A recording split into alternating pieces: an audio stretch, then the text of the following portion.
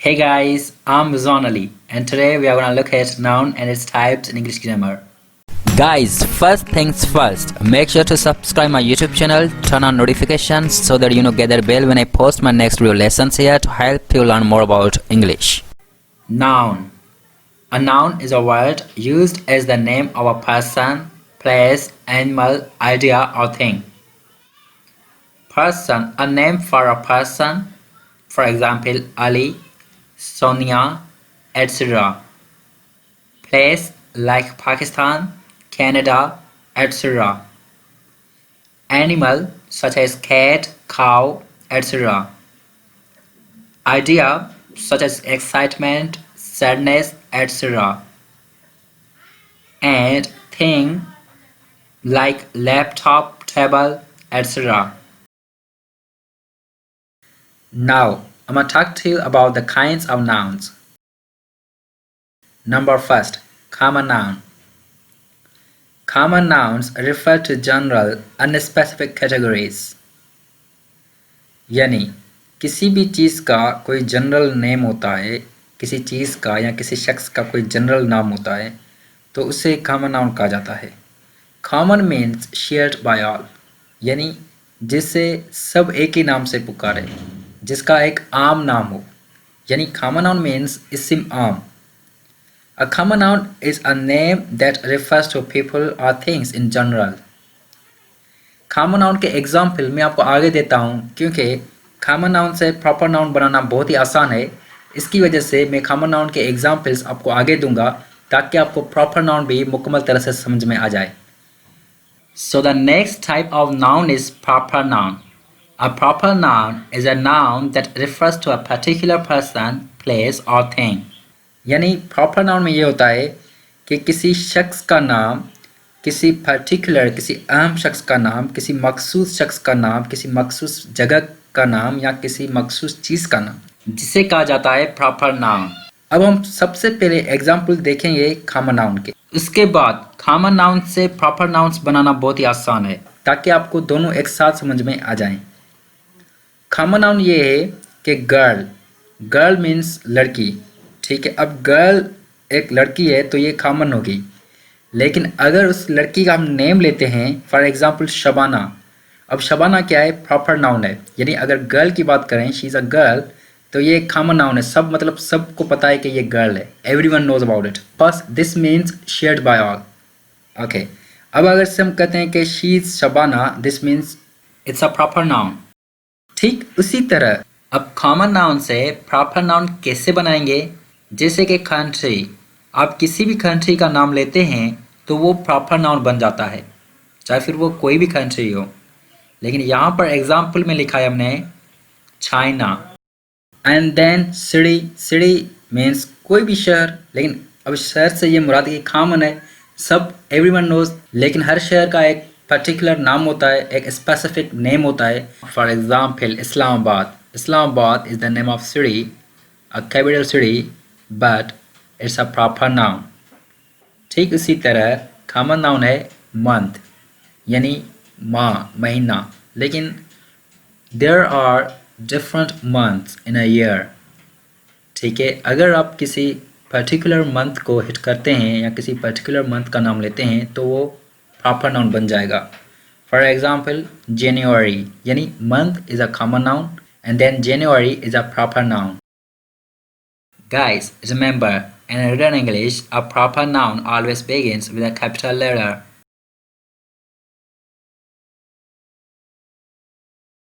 Now, abstract noun. It refers to quality action, ideas, feelings or emotions and conditions. यानी ये ज़ाहिर करता है कोई ख्याल हो, कोई एहसास हो, कोई इमोशन, कोई जज्बा हो या कोई शर्त हो जो कि ज़ाहिर करे और जिसको आप टच ना कर सके। ठीक है, for example truth, strength, happiness, hate, time, love, etc. Abstract nouns have no physical existence. Concrete noun. Concrete noun refers to things have physical existence. We can touch, see, smell, feel और test. Concrete nouns जो हैं ये बिल्कुल opposite हैं abstract nouns के। यानी abstract noun में आप फीलिंग्स, इमोशंस को टच नहीं कर सकते, लेकिन कंक्रीट नाउन्स में ये फिजिकल एग्जिस्टेंस होती है। For example, building, obviously we can touch to the building, and furniture, coffee, mobile phone, etc. So hence you get to know that a concrete noun is the opposite of an abstract noun. Collective noun. This noun is naming a group of things, persons and animals taken together and spoken of one as whole. यानी इस तरह के जो noun होते हैं जिसमें group of things हो या ग्रुप ऑफ पर्सन्स हो या ग्रुप ऑफ एनिमल्स हो, इस सूरत में ये होता है कि हम कलेक्टिवली एक ही नाम देते हैं। फॉर इंस्टेंस फैमिली, यानी फैमिली में एक से ज़्यादा अफराद होते हैं लेकिन कलेक्टिवली हम फैमिली कहते हैं। Nation, army, team, crowd, class और भी बहुत हैं। So in this case we usually think of the group as one unit. Number 6, compound nouns. These kinds of nouns containing two or more words that join together to make a single noun. For instance, six pack. Six pack ये एक hyphenated compound noun है। And then 5-year-old ये भी hyphenated compound noun है। Hyphenated का मतलब ये है क्योंकि बीच में जो सिंबल आ रही है ये हाइफिन की है। And then paper clip again hyphenated compound noun. Sister in law and mail box. Mail box this is one word compound nouns, you know, यानी this means closed compound nouns. इसे closed compound nouns भी कह सकते हैं, mail box है। और last example है washing machine. Washing machine ये जो है ये 2 वर्ड कंपाउंड नाउन्स हैं, यानी ओपन कंपाउंड नाउन्स है। ओके फ्रेंड्स, 3 तरह के कंपाउंड नाउन्स होते हैं। एक होते हैं hyphenated compound nouns. For example mother, okay, then sign of hyphen, then in, then sign of hyphen, then law. Okay, mother in law, ठीक है। तो यानी मदर के बाद और ला से पहले जो सिंबल आ रहा है इसे हम हाइफिन कहते हैं। और इस तरह के जो नाउन्स होते हैं इन्हें कहा जाता है हाइफिनेटेड कंपाउंड नाउन्स, ठीक है। इसके अलावा दूसरा कंपाउंड नाउन्स जो होता है वो उसमें होता है 2 वर्ड कंपाउंड नाउन्स, जिसे हम ओपन कंपाउंड नाउन्स भी कहते हैं। मिसाल की बात है जैसे कि वॉशिंग मशीन। अब वॉशिंग मशीन के बीच में जो है कोई भी हाइफिन नहीं है, कोई भी ऐसी सिंबल नहीं है, ठीक है। और ना तो ये वन वर्ड है, ये अलग है, ये अलग है, लेकिन इसे कहा जाता है ओपन कंपाउंड नाउन्स। इसके अलावा वन वर्ड कंपाउंड नाउन्स भी होते हैं जिन्हें हम क्लोज्ड कंपाउंड नाउन्स भी कह सकते हैं, जैसे कि black bird, mail box. Possessive noun. Possessive nouns वो नाउन्स होते हैं जिसमें सब्जेक्ट जो होता है या नाउन जो होता है वो खुद उस चीज़ का मालिक हो। फिर वो सब्जेक्ट जो है कोई भी हो सकता है, मतलब नाउन कोई भी हो सकता है उसमें। सब्जेक्ट का मतलब यहाँ पर है, यानी मैं नाउन्स की बात कर रहा हूँ, ठीक है। इसमें ये होता है we usually add apostrophe and then S. इसमें हम पहले तो अपॉस्ट्रॉफी लगाते हैं नाउन के बाद और फिर हम एस लगाते हैं, लेकिन ये सिंगुलर के लिए। प्लूरल नाउन के साथ क्या होता है, उसमें सिर्फ हम लास्ट में अपॉस्ट्रॉफी लगाते हैं। This is Muzammil's mobile. ये मुज़म्मिल का मोबाइल है, ठीक है। मुज़म्मिल क्या है, नाउन है। तो मुज़म्मिल नाम के बाद अपॉस्ट्रॉफी आ रहा है और उसके बाद एस आ रहा है। Means the mobile belongs to Muzammil. My brother's kids are adorable. ठीक है, यहाँ पर ब्रदर के बाद भी अपॉस्ट्रोफी आ रहा है, उसके बाद एस। ये होता है सिंगुलर फॉर्म के लिए, ठीक है।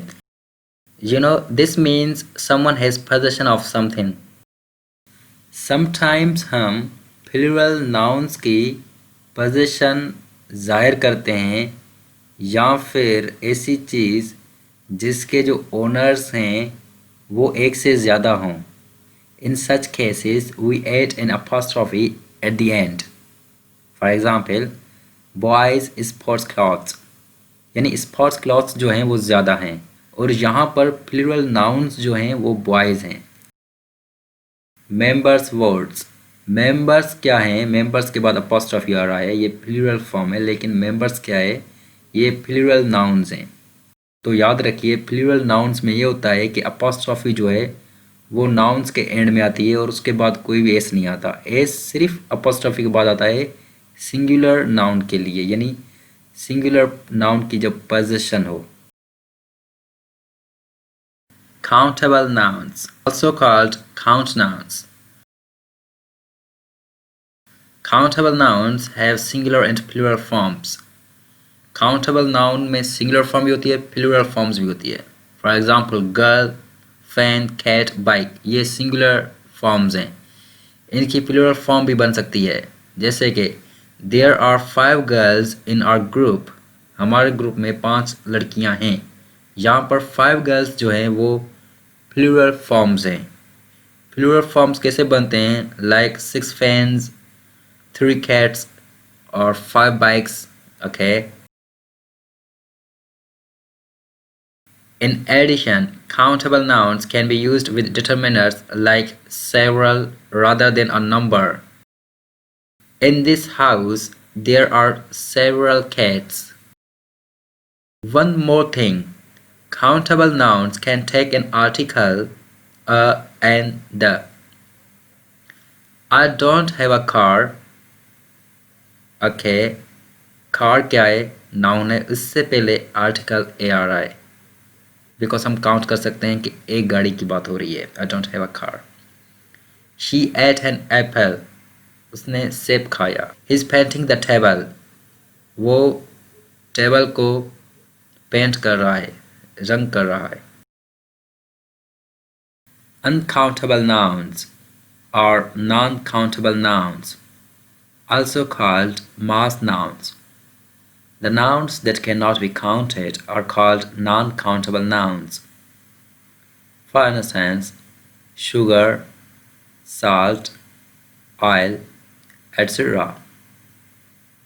You cannot say 1 sugar, 2 sugar, 3 sugar because sugar is not countable. We can use measure words to quantify them. For example, I'll get you some water. So sum क्या है? ये measure word है, हम just इन्हें measure कर सकते हैं, but we can not count them. दरअसल liquids और powders जो होते हैं इन्हें mass nouns consider किया जाता है, जैसे कि milk, rice, sand है, water, flour, wood. And one more thing, that we cannot use uncountable nouns with the indefinite articles like a or an, because uncountable nouns are always singular. The last one is material nouns. Material nouns refer to materials or substances from which things are made. जिनसे चीज़ें बनती है, जिनसे कोई चीज़ बनती है, जिस material से, सब्सटेंस से, तो उससे हम मटेरियल नाउन्स कहते हैं। For example silver, gold, iron, cotton, diamond and plastic. Material nouns are uncountable nouns, means we cannot count them because they are in the forms of liquid, semi-liquid or solid. Guys, thanks for watching this lesson. Feel free to share this lesson with those who are lust for learning. Allah Hafiz.